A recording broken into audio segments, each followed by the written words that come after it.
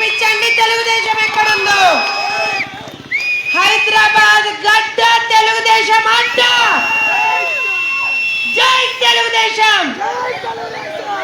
మన పార్టీ ఎక్కడికి పోదు. మన పార్టీ ఎప్పుడు కూడా పేదోడి గుండెలో, బడుగు బలహీన వర్గాల గుండెల్లో, మహిళల గుండెల్లో ఎప్పుడు ఆ జెండా అట్లా రెపరెపలాడుతూనే ఉంటది. అందుకే తెలుగుదేశం పార్టీని కనీసం ఇట్లా ఏమంటారు కదా, తెలంగాణ భాషలో చెప్పాలంటే ఎంట్రుగా కూడా ఇవాటి వరకు పీకలేకపోయింది కేసీఆర్. మళ్ళీ చెప్తున్నాం, ఇది మా అడ్డ. ఇక్కడ మా దమ్ము ధైర్యం చూపించి తీర్థం. జిహెచ్ఎంసీ ఎన్నికల్లో 105 స్థానాల్లో సామాన్య కార్యకర్తలను, నికార్సైన కార్యకర్తలను, విద్యావంతులను, మహిళలను అత్యధికంగా నిలబెట్టినటువంటి ఘనత తెలుగుదేశం పార్టీది.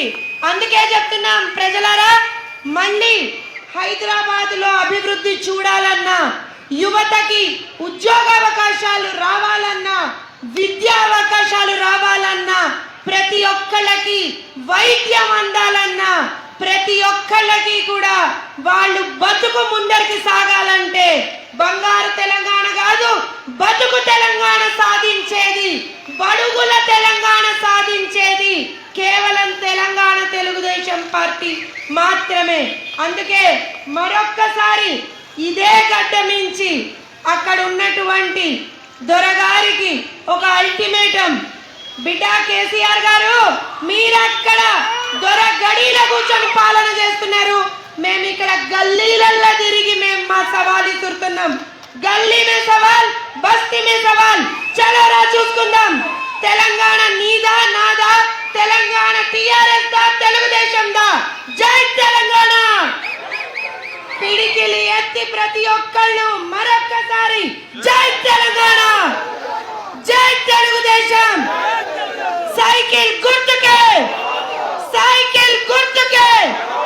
మన గుర్తు, మన గుర్తు.